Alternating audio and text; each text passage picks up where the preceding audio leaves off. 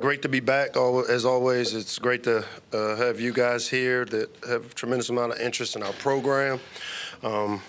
Saturday will be our mental health awareness game against Washington, a game and cause that since I've been here has been important to me, my family, and our staff, and something that our players truly get behind.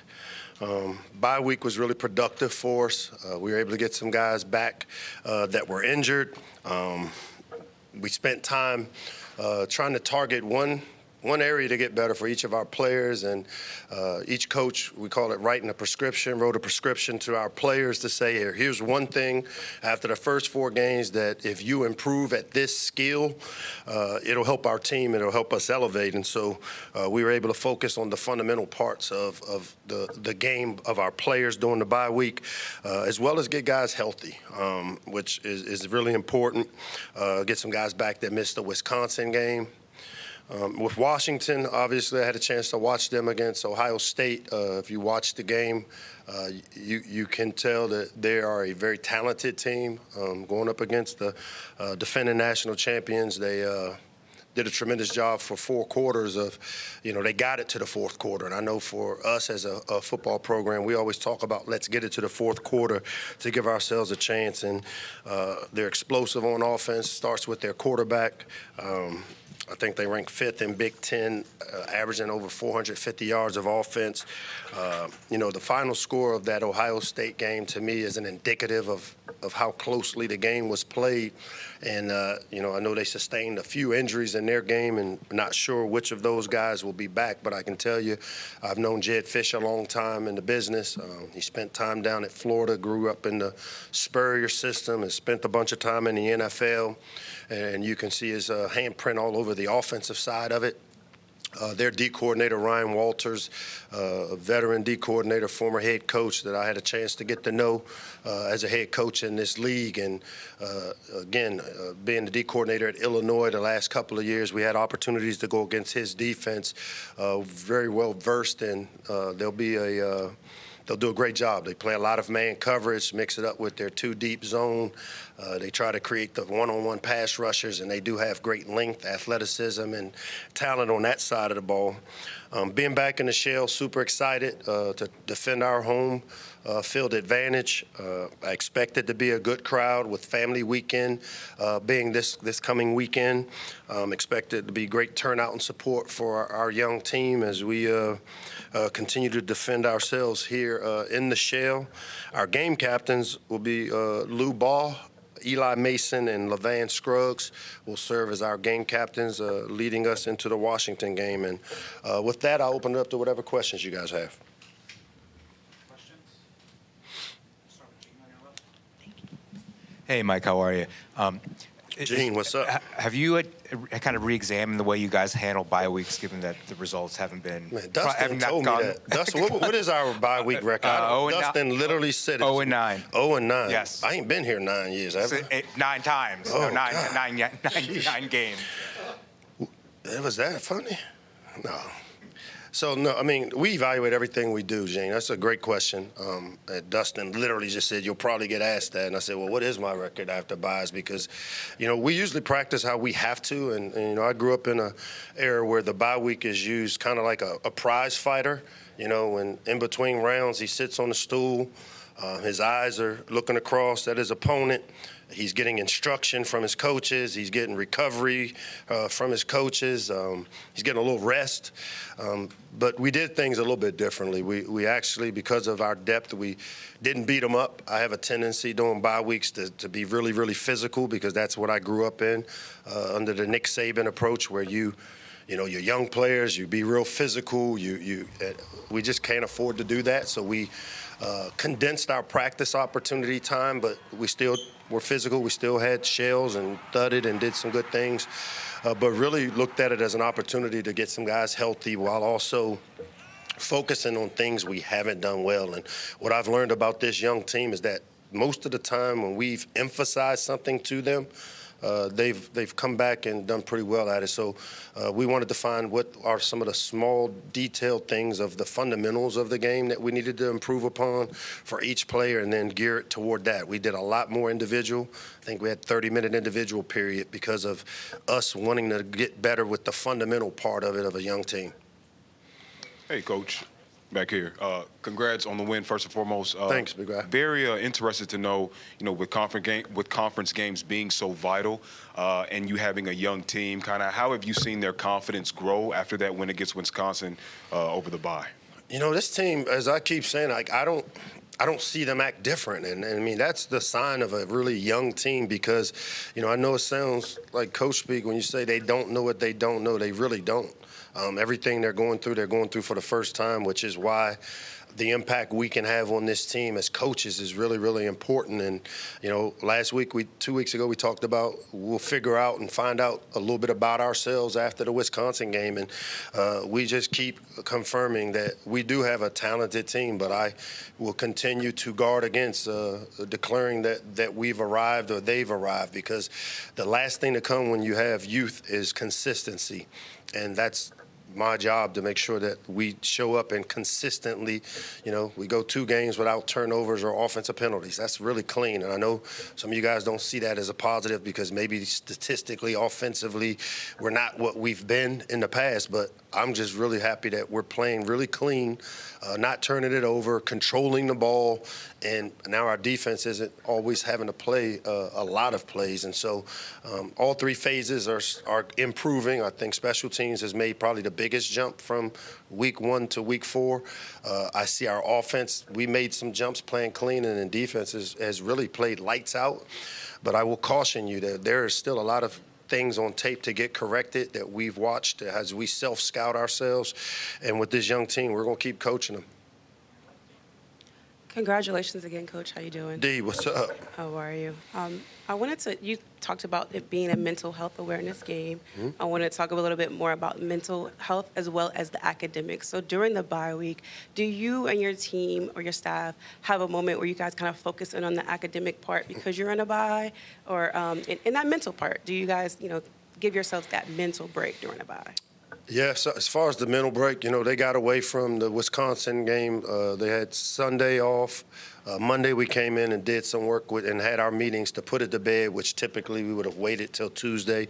We did meet on Monday. We stretched and strided them to get the kind of lactic acid out of the bodies. And then Tuesday, Wednesday, Thursday, we had some normal tight practices. We condensed the time that we were out there, but really did continue to focus on the fundamental piece of it. And then they had Friday, Saturday, Sunday off as a recovery. But as we talked about, it's a lot like, that prize fighter. We get the recovery, we get the instruction, we get better in between rounds, but we keep our eye on the prize. And based on how we practiced yesterday, which was a more heavier Monday than we normally have, I like the way that they've responded with that. As far as the mental part of it, and the academic piece, one of the things we try to talk about is how do we limit distractions? And so this is the week, we have our academic meetings every Thursday at 11 o'clock where we go through each individual player in our program. And a lot of things are starting to catch up this time of the season, where now you've got midterms coming up, you've got papers coming up. We tried to focus on making sure with that extra time they had off that they got ahead of the curve with the academic piece so that we can focus and concentrate our energies on the opponent as much as we possibly can with limited late-night distractions. Mike, good afternoon. Dave, what's up? How are you? Only 2 sacks allowed so far by your offensive line, and I think that's second nationally. What have been the seeds of success in keeping Malik upright this year? I mean, good coaches. Hal, Hunter, Robo really have done a great job with this young, inexperienced group of guys. I just was talking to Pep before I came up here, and our 2 tackles are playing at a high level. Latrell Perry and Alan Haran are both guys that are playing at a very high level for us. I think also the quarterbacks have a better understanding of how to protect the football and protect themselves. And then, even though the run game hasn't been as efficient when you look at it statistically, we've run the ball enough and forced the run into some things enough that it allows us to not put them in harm's way. We've stayed in some third and mediums more than we've been in the third and extra long, which typically leads up to some sacks. But I think just staying ahead of the chains on first and second down, being able to run the ball, control the clock, has helped with some of the statistics when you look at the sacks. And I think you mentioned their quarterback, their running back, Jonah Coleman's a nice dual threat guy. What have you seen from him on tape? Heavy-handed runner. He's one of those guys that he's a tough tackle in terms of one guy coming. If you don't bring your feet and play and tackle him with leverage, he can make you look bad. He's one of those guys that, as I talk to Ted and our defensive staff, we got to be really good at the gang tackling, where you see when we are playing good defense, you see a lot of guys running to the football, and with this running back, it's going to take a lot of hats to the ball, because sometimes the first guy may not get him down, but we've got to do a great job of rallying and getting a lot of bodies to the football on a good runner, heavy-handed runner like Jonah.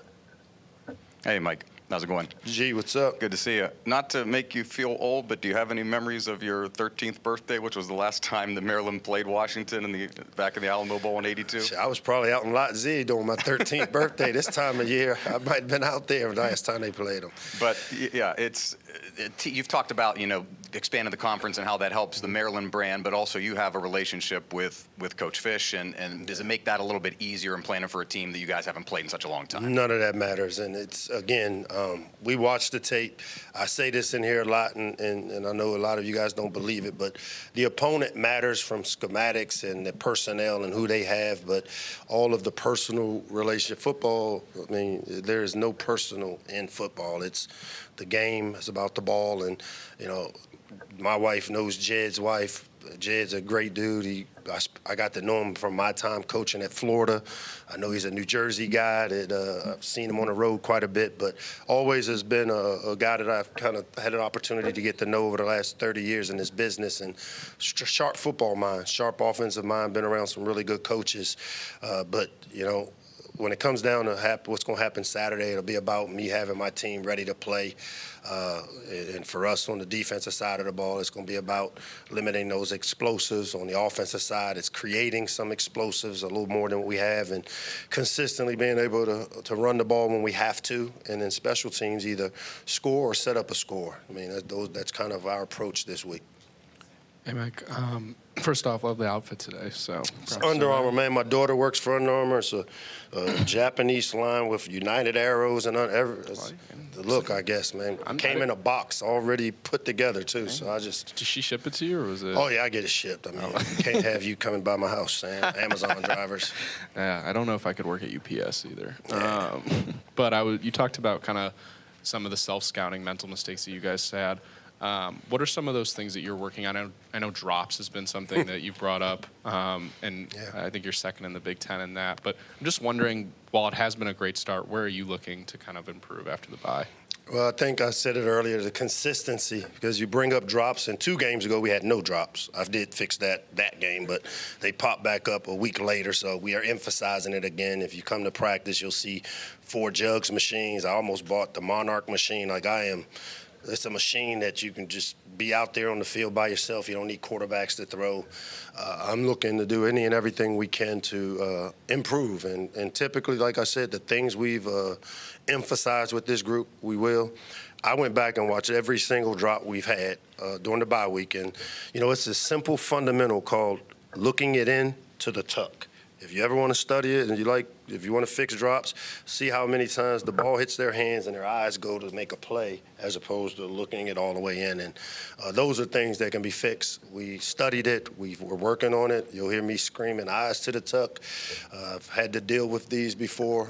Good teams don't beat themselves, and we've cut all the other self-inflicted wounds out. You haven't said, hey, man, 2 games with no turnovers. Old Sam comes with the drops, boy. But so I'm working on those drops for you, Sam, and I'll try to get that fixed this week, for sure. No turret, Michael. Hey, Coach. What's up? With the bye week struggles, is there any reason or reasons you can pinpoint why it's been that way in recent See, I didn't years? even know. Again, I had to ask, what's my record after bye weeks, but I didn't know it was that bad. It was terrible, 0 for 9. You know what?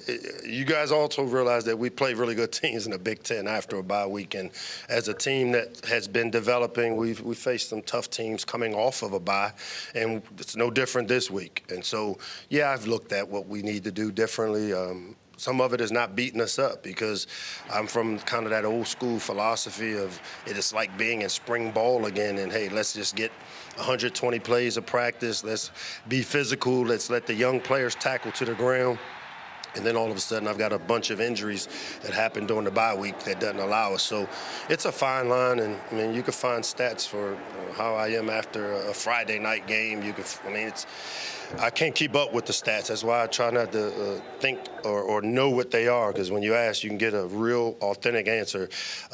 We are working to find a way to win this game at home. We looked at our team where we were. We decided how and what type of practices we needed to have. We focused more on fundamentals than scheme this past week. Gave a lot more individual time, really tried to hone in on let's get better at one thing, because if you try to fix everything, you end up fixing nothing. And so that's what we took that approach, and we'll see how it works on Saturday. And then regarding the incident with Daniel Holmes last week, You're the guy. You're right. Mike asked. No, just kidding. will he be suiting I up bet on you. Will he be suiting up on Saturday? And then what are the steps that you guys take as a staff to eliminate those potential distractions in the future? Yeah, we hadn't had one of those in a while. I don't know if you checked that stat, but it's been a while since we had one of those. We handle that stuff internally, Mike. Like, I'd never want to get up here and embarrass kids, and so we handle it internally. Spoken to my bosses, obviously. I don't get into personnel matters, much like injuries here. We'll let this thing run its course internally, and we'll see how it works out.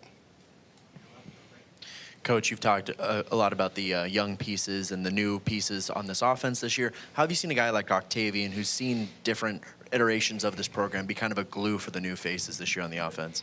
Yeah, you can't buy leadership, and that's what I'm starting to see from Octavian, and not just, on the football field, but, a week ago he's our student athlete of the week, which I'm a big believer that how you are off the field usually translates to who you will be on the field. And I like Oc's progression. He's kind of the poster child this year for what a developmental player looks like in our program.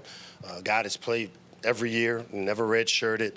His stats continue to get better with each year. I've seen him grow leadership-wise, on track to graduate, starting to teach and coach the younger players the right way of how our standard is and needs to be for us to create some consistency. So big fan of what Ock has done for us this year, and we're going to need a big game out of Ock this week.